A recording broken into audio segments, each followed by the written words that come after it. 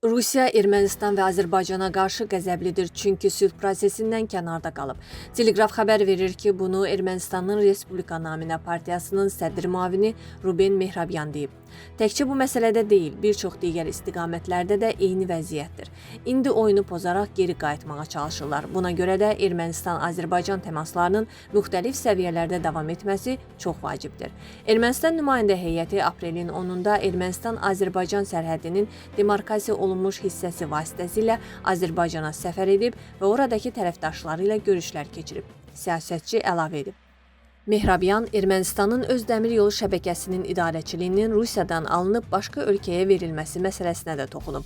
Qazaxıstan Xarici İşlər Naziri Yermak Koşerbayevin Ermənistana səfəri və görüşləri barədə danışan sədr müavini bildirib ki, Qazax tərəfi ilə dəmir yolunun konsesiya idarəçiliyi barədə mümkün ssenariləri müzakirə olunub. Rusiya fanton ağrılar içindədir və hələ də anlamır ki, Ermənistan ona qarşı yaxşı seçim edib. İndi ruslar bu konsesiyadan imtina etməli və əlavə maneələr yaratmamalıdır. Dəmir yolu Ermənistanın mülkiyyətidir. Rusiya isə sadəcə idarəçidir, həm də pis idarəçidir.